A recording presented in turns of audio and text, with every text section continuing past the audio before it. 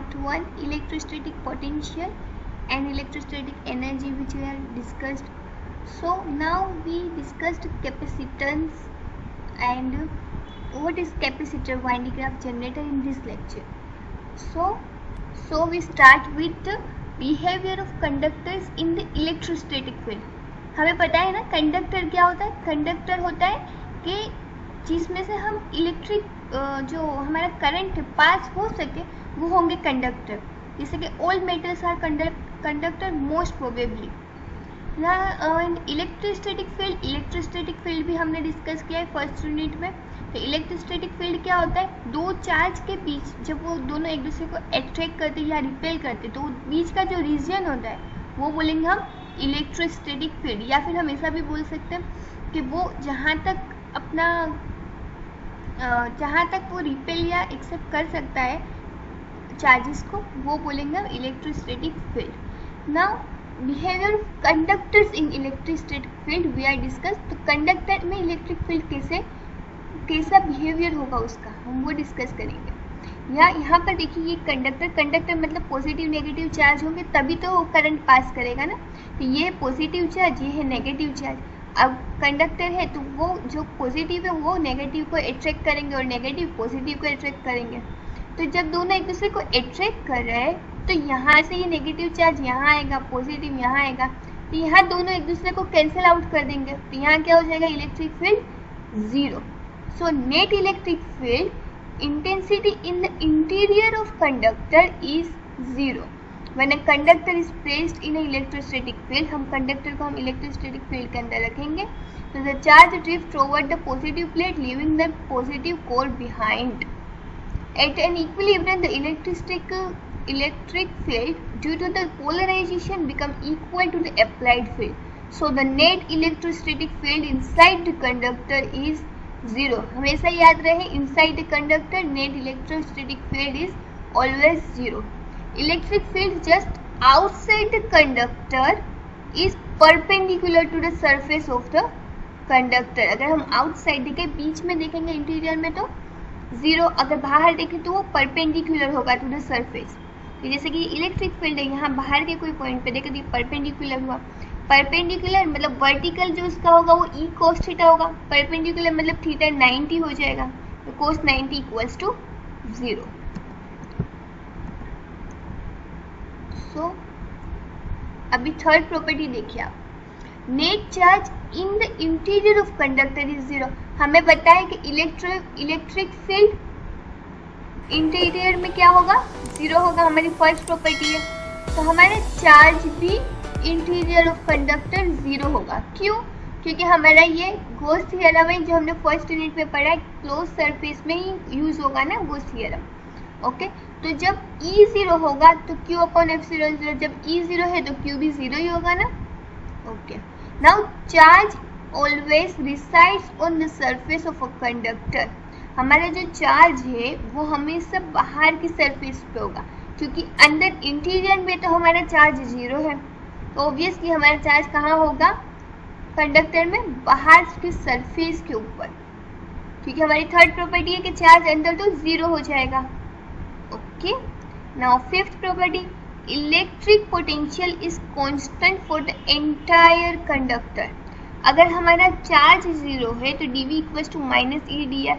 अगर E zero है तो dV equals to zero, then V equals to constant आएगा. तो हमारा क्या हो जाएगा, electric potential is constant. Electric potential हमारा कैसा हो जाएगा, कांस्टेंट. हमारी कितनी 5 प्रॉपर्टी है. फर्स्ट, इलेक्ट्रिक फील्ड इंटीरियर में क्या होगा, जीरो होगा. सरफेस पे परपेंडिकुलर होगा. चार्ज अंदर जीरो होगा. अगर चार्ज जीरो है तो चार्ज कहाँ होगा, सरफेस के ऊपर ही होगा ना. और इलेक्ट्रिक पोटेंशियल इज कांस्टेंट.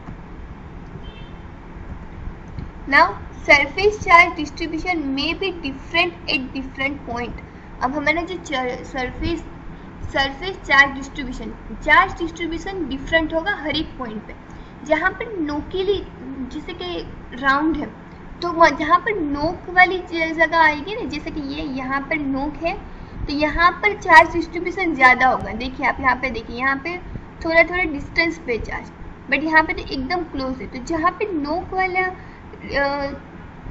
नोक वाली जगह आएगी, वहाँ पर हमारा इलेक्ट्रिक फील्ड जो होता है, जो हमारा चार्ज डिस्ट्रीब्यूशन होता है, वो क्या हो जाएगा, बढ़ जाएगा, और वहाँ पे इलेक्ट्रिक फील्ड भी ज़्यादा होगा क्योंकि चार्ज ज़्यादा है।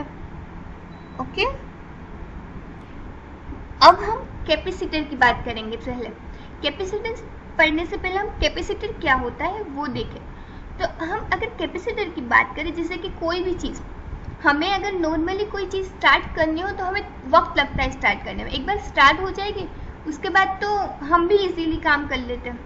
उस पर हम एक बार स्टार्ट कर देंगे, एक बार हमें आ जाएगा तो फिर बाद में हमें इंटरेस्ट भी होगा और हमें भी आ जाता है।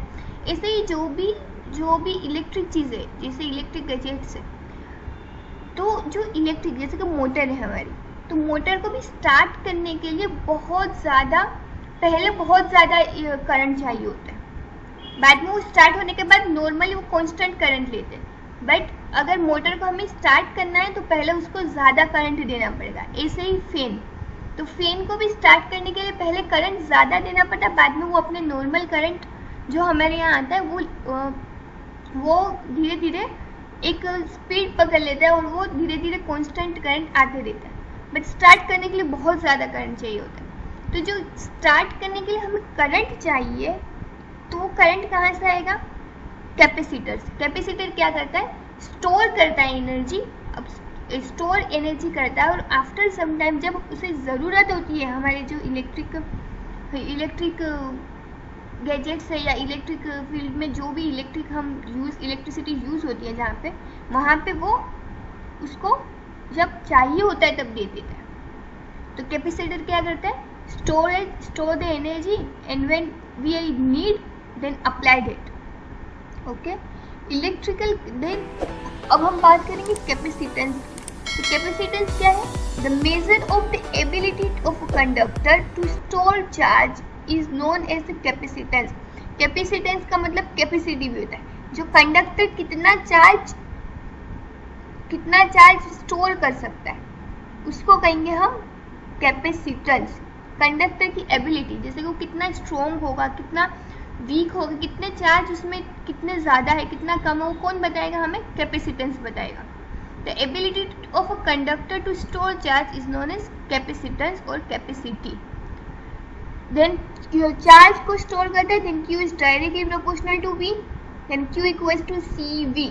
ये जो C है वो हमारा है कैपेसिटेंस। जब हम V इक्वल्स टू 1 लिखेंगे तो Q इक्वल्स टू C हो जाएगा। ओके, और सिंबल क्या है कैपेसिटेंस का, farad.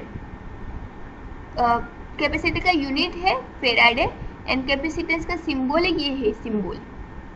Okay, capacitance is said to be 1 farad when 1 coulomb of charge raises the potential of a conductor by 1 volt. So now capacitance of an isolated spherical conductor, ये एक spherical conductor है, ठीक है।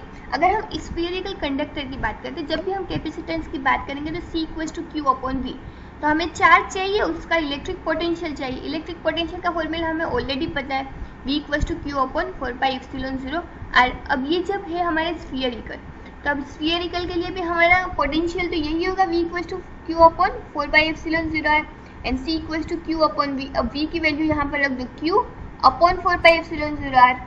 Okay, तो हमारा Q equals to क्या रहेगा, 4πε0 R। So capacitance of a spherical conductor is directly proportional to the radius। जो कैपेसिटेंस है वो किसके प्रोपोर्शनल टू है, रेडियस के प्रोपोर्शनल टू है, जो R है और नीचे लिखा हुआ देखिए आप। The above equation is true for conducting spheres, hollow और solid। किसके लिए ये वैलिड है, hollow और solid के लिए, और conducting जो जहाँ से चार्ज फ्लो हो सकता है उसी के लिए।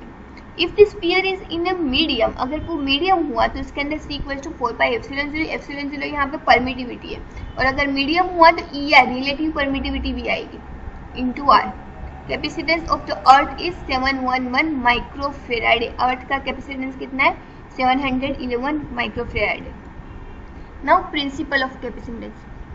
हम प्रिंसिपल ऑफ कैपेसिटेंस आपको मैं बताऊँ, उसके पहले देखिए यहाँ पे आप ये ए प्लेट है और ये बी प्लेट है। अभी कैपेसिटर क्या कैसे होता है, एक प्लेट पॉजिटिव होती है, एक प्लेट नेगेटिव होती है। ऐसे ही कैपेसिटेंस का मतलब तो यही होता है, हम एबिलिटी मेजर कर रहे हैं कैपेसिटी की, ability of the store charge, ability of the conducting store charge.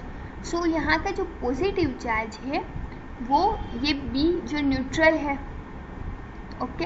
अगर B न्यूट्रल है, देखिए plate A is positively charge and B is neutral. अगर अब B ये A तो पॉजिटिव है, तो पॉजिटिव है और B न्यूट्रल है, तो B क्या करेगा, नेगेटिव चार्ज B से अट्रैक्ट करेगा। तो यहाँ से पॉजिटिव, यहाँ से B तो न्यूट्रल है, तो B पॉजिटिव नेगेटिव दोनों निकालेगा। तो ये पॉजिटिव नेगेटिव यहाँ आ जाएंगे कुछ इस तरीके से, और जो A है वो पॉजिटिव हो तो वो नेगेटिव को अट्रैक्ट करेगा। पर यहाँ पे नेगेटिव चार्ज को हमने ग्राउंडेड कर दिया, तो A प्लेट पे क्या रह जाएगा, पॉजिटिव ही रहेगा, क्योंकि नेगेटिव को यहाँ पे हमने कैपेसिटर में न्यूट्रल ग्राउंडेड कर दिया है। Now capacitance of a parallel plate मतलब कैपेसिटर तो हम एक पॉजिटिव प्लेट होगी दूसरी नेगेटिव, पर ये दोनों जो प्लेट है पैरेलल रखेंगे जब हम कैपेसिटर, तो दोनों का जो एरिया होगा वो भी इक्वल होगा और दोनों एग्जैक्ट इस तरीके से रखी जाएगी।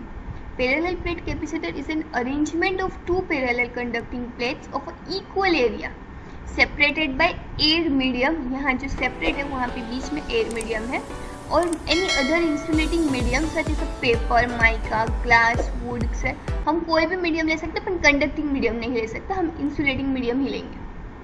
यहाँ पे बीच में इंसुलेटिंग मीडियम होगा तभी ये वर्क करेगी, ओके। सो हमारा फॉर्मूला है C equals to Q upon B।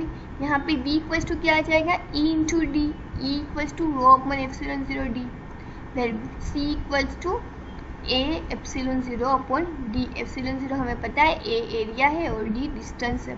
If the space between the plates is filled with the dielectric medium of relative permittivity, अगर हम बीच में डाइलेक्ट्रिक मीडियम रखते हैं तो हमारी रिलेटिव परमिटिविटी भी हम देखेंगे। So capacitance of a parallel plate capacitor is directly proportional to the area. दिख रहा है C equals to A epsilon 0 upon D। First formula था C equals to Q upon B and second C equals to A epsilon 0 upon D। तो C is directly proportional to area and C is inversely proportional to distance of the separation between two plates. Now series combination of हमारे दो combination, एक तो series एक parallel. पहले हम series के बारे में बात करेंगे, बाद में हम पैरेलल के बारे में बात करेंगे। तो सीरीज कॉम्बिनेशन जो है, सीरीज कॉम्बिनेशन वो इस तरीके से, जैसे कि हम जो फेस्टिवल्स पे जो लाइट्स लगाते हैं घर पे, तो वो सीरीज में होता है। जैसे एक लाइट अगर टूट जाएगी तो वो पूरी सीरीज ही खराब हो जाती है, कोई भी लाइट वर्क ही नहीं करेगी। ऐसे ही यहाँ पे हमने जो सीरीज है तो एक के बाद एक जॉइंट किया हुआ है, और पैरेलल तो आमने सामने होगा। तो C1, C2, C3, अगर हमें C मेजर करना है तो यहाँ पे charge is same in each capacitor, charge same होगा सीरीज के अंदर। एंड ये दो चीज़ आपको याद रखनी है सीरीज में, कि चार्ज सेम होगा and potential is distributed in inverse proportion of capacitance. Potential कैसे होगा, इनवर्सली प्रोपोर्शनल टू होगा। And therefore C equals to क्या हो जाएगा, C1 plus C2 plus C3। तो हमारा V इक्वल्स टू हमारा जो हमें वोल्टेज चाहिए, ये वोल्ट है, ये हमारा डिस्ट्रीब्यूटेड कुछ इस तरीके से, यहाँ से यहाँ तक V1, यहाँ से यहाँ तक V2 और यहाँ से यहाँ तक V3। Therefore V equals to V1 plus V2 plus V3। अब C equals to Q upon V, तो V equals to Q upon C, okay. V equals to Q upon C, therefore V1 equals to Q upon C1, और charge तो same है तो Q तो ऐसे के ऐसे ही रहेगा। V2 equals to Q upon C2 and V3 equals to Q upon C3, therefore Q upon C equals to Q upon C1, Q upon C2 plus Q upon C3।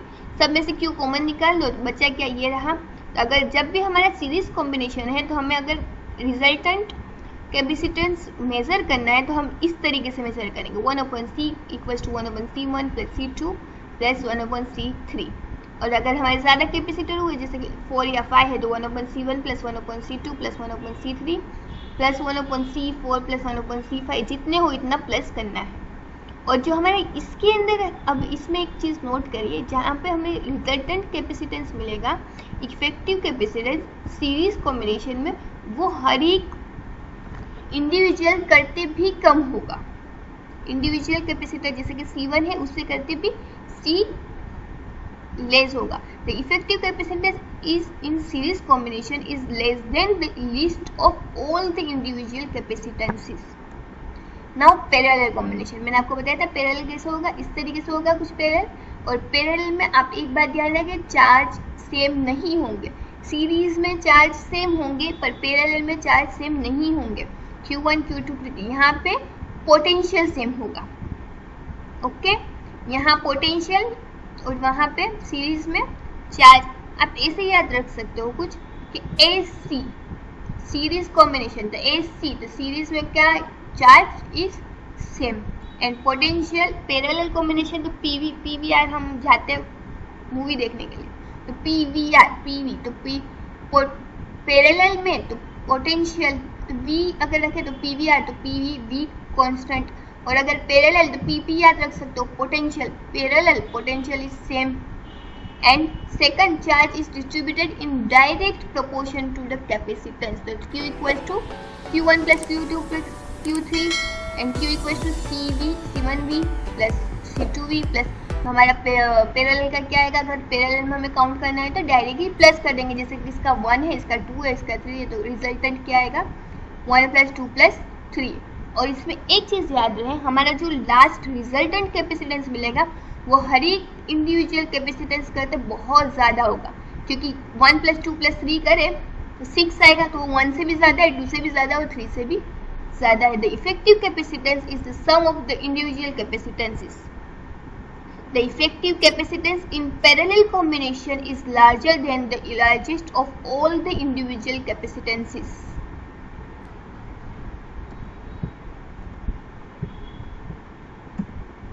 Now energy stored in a capacitor. अब अगर हमें energy store करनी है तो हम कैसे करेंगे?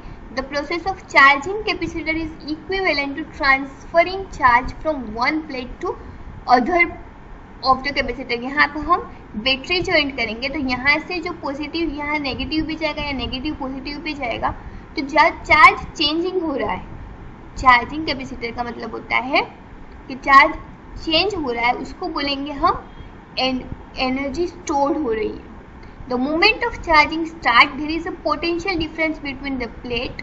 तो अगर हम जब चार्जिंग स्टार्ट होगी तो बीच में क्या होता है, पोटेंशियल डिफरेंस होता है। Therefore, the transfer of charge against the potential difference is some work is to be done.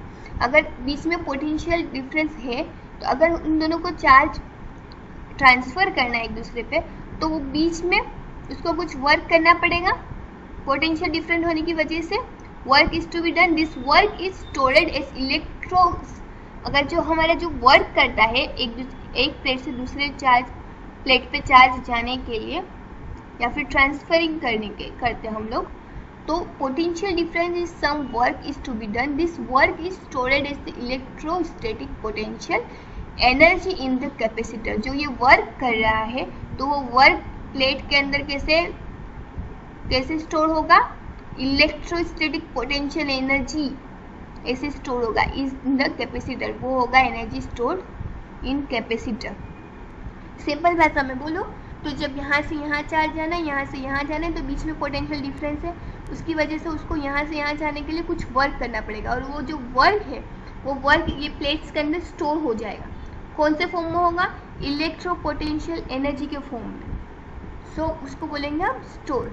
So du equals to dw equals to work equals to v into dq। So q upon c, v equals to क्या आ जाएगा, q upon c dq। तो हमें अगर हमारे work done चाहिए तो u equals to integration कर दो, क्योंकि यहाँ डिफ्रेंशिएशन है, 0 to q upon c dq। तो u equals to 1/2 q square upon c। ये दोनों फॉर्मूला आपको अगर c, ये हमें q अपॉन c के फॉर्म में, अगर हमें q अपॉन v के फॉर्म में रखना तो v equals to q upon c तो रख दो, तो ये मिल जाएगा q अपॉन c। तो q अपॉन c, q चला गया तो c इंटू वी स्क्वायर हो जाएगा। ओके, एंड अगर हमें ये फॉर्म में चाहिए तो अगेन वो वही C equals to Q upon V वाला फॉर्मूला आप यूज़ करोगे। Now energy density in the capacitor. तो एनर्जी डेंसिटी हम कैसे मेजर करेंगे, हमें U इक्वल्स टू 1/CV², ये हमें फॉर्मूला पता है। अब C का फॉर्मूला हमारे पास एक और भी है जो हमें आगे डिस्कस किया है, C इक्वल्स टू A/0/D, तो ये वाला, और दूसरा V का फॉर्मूला ये है V इक्वल्स टू E/D, तो ये दोनों फॉर्मूला को इसके अंदर रख दो, तो A/0/D इंटू E²/D², तो ये आएगा 1/2/0 A/D इंटू E², और एनर्जी की एनर्जी डेंसिटी का यूनिट क्या है, joule into per metre cube. Energy density is generalised as energy per unit volume of the field. Energy stored in series combination में हमने बात की है, 1 आएगा। ओके, हमने सीरीज कॉम्बिनेशन की कैपेसिटेंस की बात की है तो 1 आएगा। ऐसे ही अगर हम सीरीज कॉम्बिनेशन में बात करें, the total energy stored in the system is the sum of the energy stored in the individual capacitor. तो कैपेसिटर में जो इंडिविजुअल में काउंट होगा 1/2 Q² Q/C, तो 1/C1 + C2 + C3। तो टोटल एनर्जी कितनी होगी इंडिविजुअल कैपेसिटर में, जितनी एनर्जी स्टोर्ड है, जैसे कि C1 में U1, C2 में U2, तो ऑल ओवर कितना हो जाएगा, U equals to U1 + U2, तो U1 equals to 1/2 Q²/C1, U2 equals to 1/2 Q²/C2। Now energy stored in parallel capacitor की बात करें तो 1/2 C इंटू V²। क्यों C, क्योंकि यहाँ पे पैरेलल है, तो पैरेलल में तो हमारा जो हम C मल्टीप्लाई में आएगा, C हमारा ऊपर ही आएगा, डिनोमिनेटर में नहीं आएगा पैरेलल, वो इस तरीके से। Okay, now loss of energy और sharing of charge between the capacitor. जब एनर्जी स्टोर होती है तो जब एनर्जी जो चार्ज होती है वो ट्रांसफर होते हैं एक प्लेट से दूसरे प्लेट पे। ओके, तो जब हमारी लूज भी होगा ना, कुछ एनर्जी लूज भी होगी, तब टोटल चार्ज आफ्टर शेयरिंग, जब हम शेयर करते उसके बाद टोटल चार्ज कितना होता है, C1 + C2 into V, and before sharing क्या होता है, C1 + V1 + C2 into V2। तो हमारा जो एनर्जी लूज हुई वो V equals to C1V1 + C2V2 upon C1 + C2। ऐसे total energy before sharing and total energy after sharing. तो एनर्जी कितनी लूज हुई, UI - UF इक्वल्स टू ये आएगा, एंड ये जो एनर्जी लूज एनर्जी हुई है वो हमेशा 0 से ज़्यादा होगी, मतलब पॉजिटिव ही होगी। Therefore there is a some loss of energy when two charge capacitor are connected together. The loss of energy appears as heat and the wire connecting the two capacitors may become hot. आपने कितनी बार देखा होगा, जैसे कि आप normally आप charge में रखते हो फ़ोन, तो तब आप बहुत ज़्यादा देर चार्ज में रखते हो तो आपके चार्जर भी बहुत मतलब हॉट हो जाता है, या फिर उसका वायर ही बहुत ज़्यादा हीट बाहर प्रोड्यूस करता है। वो किस वजह से होता है, क्योंकि हमारा जो कैपेसिटर है वो एनर्जी लूज करता ही है, और हमेशा वो पॉजिटिव एनर्जी लूज करता है। Now polar molecules and non polar molecules. So polar molecules का मतलब होता है अ molecule in which the centre of positive charge does not coincidence with the centre of negative charge. मतलब ये दोनों के जो चार्ज है वो एक दूसरे के साथ कोइंसिडेंस नहीं होंगे, बट ये कुछ इस तरीके से रहेंगे। With the centre of negative charge is called polar molecules. मतलब वो दोनों एक दूसरे को शेयर करेंगे पर दोनों के पास रहेंगे, बीच में रहेंगे जो मोलिक्यूल्स होंगे, जैसे कि HCl, H2O, NH3, ये सारे पोलर मोलिक्यूल्स है। Effect of electric field on polar molecules equals to 0। कब, जब पोलराइजेशन 0 होगा। जब पोलराइजेशन 0 नहीं होगा तब इलेक्ट्रिक फील्ड भी होगा। In the absence of external electric field the permanent dipoles of the molecules Orient in random direction. जब इलेक्ट्रिक फील्ड नहीं होगा तब जो डायपोल है वो रैंडम डायरेक्शन में मूव करेंगे। Net dipole moment is 0। Dipole moment भी 0, इलेक्ट्रिक फील्ड नहीं होगा तभी डायपोल मोमेंट 0 होगी। जब इलेक्ट्रिक फील्ड होगा तब क्या होगा, dipole moment is induced. When electric field is applied, the dipole orient themselves in the regular fashion and hence dipole moment is induced. Complete alignment is not possible due to thermal ignition. यहाँ पे क्या होगा, electric field 0 होगा जब हम electric field apply नहीं करेंगे, जब जो डायपोल है वो रैंडम डायरेक्शन में मूव करेगा। जब इलेक्ट्रिक फील्ड हम अप्लाई करते हैं तो वो अपने रेगुलर डायरेक्शन में, पर यहाँ पे अलाइन नहीं होंगे सारे चार्ज पोलर मोलिक्यूल्स में। Now second is non polar molecules in the center of positive charge coincidence with the center of negative charge is called, वहाँ पे does not coincidence और यहाँ पे coincidence। तो कौन सा N2CH4O2 ये सारे नॉन पोलर मॉलिक्यूल्स हैं। तो जब हम इलेक्ट्रिक फील्ड एक्सचेंज होगा तब भी यहाँ पर absence of external electric field, the effective and positive negative centers coincidence and hence dipole is not formed। यहाँ पे भी डायपोल मोमेंट जीरो होगी जब इलेक्ट्रिक फील्ड दोनों में पोलर नॉन पोलर में इलेक्ट्रिक फील्ड अगर हम नहीं देते तो डायपोल मोमेंट जीरो ही होगी। बट इलेक्ट्रिक फील्ड अप्लाई करेंगे तो वहाँ पे डायपोल रेंडमली मूव करते थे। बट यहाँ पे जब इलेक्ट्रिक फील्ड अप्लाई करते हैं तो positive charge are pushed in the direction of electric field and the electrons are pulled in direction of opposite to the electric field। यहाँ पे क्या होगा, पॉजिटिव जो चार्ज है वो push in the direction of electric field की direction में आगे बढ़ेंगे। बट जो नेगेटिव इलेक्ट्रॉन है, नेगेटिव चार्जेस है, वो क्या करेंगे, पुल इन ऑपोजिट डायरेक्शन में पुल करेंगे। Due to the separation of effective centres of positive and negative charge dipole is formed. Now dielectrics का मतलब होता है non conducting, generally non conducting medium और insulator is called dielectric. Dielectric का मतलब ये होता है कि जो इंसुलेटर, जहाँ पे हम इलेक्ट्रिक फील्ड नहीं मूव होता, जहाँ से करंट मूव नहीं होता है, उसे हम बोलेंगे डाइलेक्ट्रिक। जैसे कि H2, air, glass, mica, paraffin, wax etcetera. Polarisation of dielectric, when a non polar dielectric slab is subjected to an electric field. जब हम नॉन पोलर डाइलेक्ट्रिक स्लैब को हम किस में रखते हैं, इलेक्ट्रिक फील्ड के अंदर रखते हैं। Dipoles are induced to do separation of effective positive and negative centres. वहाँ पे क्या होगा, जो positive and negative non polar है तो ऑब्वियसली सेपरेट होंगे एक दूसरे, पॉजिटिव एंड नेगेटिव। तो सेपरेट हुआ तो यहाँ पे इलेक्ट्रिक फील्ड है पहले E0 था, जब हमने अप्लाई किया उसके बाद क्या हो जाएगा EP, क्योंकि पोलर जो इलेक्ट्रिक फील्ड अप्लाई किया तो जो डायपोल मोमेंट है वो भी बढ़ेगी। तो जो इलेक्ट्रिक फील्ड है ड्यू टू द पोलराइजेशन वो EP हो गया। तो नेट इलेक्ट्रिक फील्ड क्या होगा, En equals to E0 minus EP। Therefore dielectric constant is K equals to E0 upon En हुआ तो En equals to E0 minus EP। And polarization vector is, the polarization vector measures the degree of polarization of the dielectric. It is defined as the dipole moment of the unit volume of the polarized dielectric. P equals to NP. This is the dipole polarization vector. This is very simple. Now dielectric strength क्या है, तो dielectric strength is ability to, dielectric strength is maximum value of electric field intensity that can be applied to the dielectric without its electric breakdown.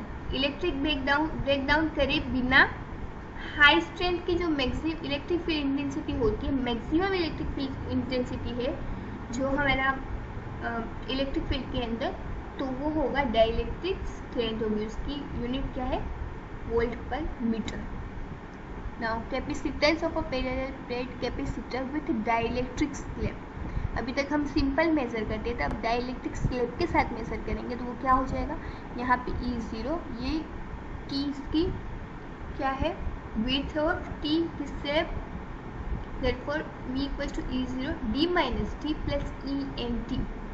E0 D minus T, ये total D है, इसकी जो width है वो T है, तो D minus T plus ENT क्यों, क्योंकि ये जो इसका है जो स्लैब है हमने ऑलरेडी D माइनस T किया है फर्स्ट में, देन इसका जो इलेक्ट्रिक फील्ड है वो क्या हो जाएगा En into T।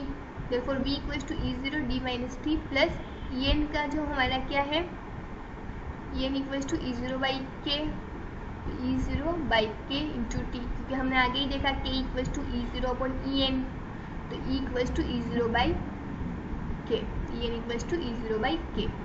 Therefore B equals to E0 common निकाल लो तो D minus T T upon K, तो आपको ये फॉर्मूला मिलेगा, क्योंकि C equals to Q upon B, B की जगह पे ये वाला रख दो तो ये फॉर्मूला आ जाएगा, जो किसका फॉर्मूला है, capacitance of parallel plate capacitor with dielectric slab. Then the dielectric slab occupies the whole space between the plates. और तो हमने देखा कि जब स्पेस होती है but then C equals to KC0, तो डाइलेक्ट्रिक कांस्टेंट क्या है, K equals to C upon C0 physical quantity जो हमारा चार्ज है उसमें विद बैटरी डिसकनेक्ट, जब हमारी बैटरी कनेक्टेड होगी और जब नहीं कनेक्टेड होगी, तो जब डिसकनेक्टेड होगी तो सेम ही रहेगा चार्ज, और अगर कनेक्टेड हुई तो चार्ज इंक्रीज होगा, कैपेसिटेंस इंक्रीज होगा दोनों कंडीशन में, जब बैटरी कनेक्टेड हो नॉट कनेक्टेड हो। अगर डिसकनेक्टेड हुई तो उसके पास तो खुद ने स्टोर एनर्जी की है, तो ऑब्वियसली कैपेसिटेंस इंक्रीज होगा, इलेक्ट्रिक फील्ड डिक्रीज होगा। बैटरी कनेक्टेड नहीं है तो ऑब्वियसली डिक्रीज होगा, पहले होगा। And remain the same, potential difference decrease, दोनों सेम ही आएगा। And remain the same, energy storeyed remain the same, increase. अगर हम बैटरी कनेक्ट करते तो ऑब्वियसली इंक्रीज ही होगा। तो ये आपको बहुत अच्छे से याद रखना है।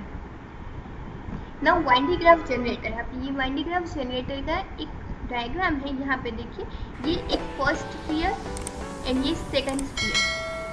यहाँ पे P1 एंड P2 दो पुली है, जो एस है, अब ये है वो एक स्टैंड है, लार्ज कॉपर स्फीयर, फिर इसको रखने के लिए हमारा एक स्टैंड है। ये है मोटर P1 P2 मैंने बताया, C1 and C2 com with sharp point. अब आप याद रहे, मैंने आपको पहले फर्स्ट कंडक्टर की प्रॉपर्टी बताई थी कि जो शार्प होगा वहाँ पे इलेक्ट्रिक डेंसिटी बहुत ज़्यादा होगी, वहाँ पे चार्ज डिस्ट्रीब्यूशन बहुत ज़्यादा होगा, तो यहाँ पे चार्ज डिस्ट्रीब्यूशन बहुत ज़्यादा होगा।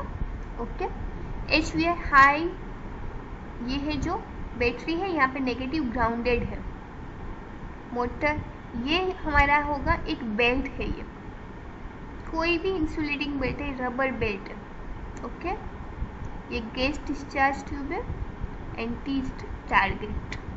अब हम इसके वर्किंग देखेंगे, तो आप यहाँ पे देखिए, यहाँ से ये जो C1 है, तो यहाँ जो पॉजिटिव चार्ज कैसे मिलेंगे, बैटरी से मिलेंगे, यहाँ से पॉजिटिव, क्योंकि नेगेटिव ग्राउंडेड है तो पॉजिटिव चार्ज यहाँ से इसको C1 को मिला।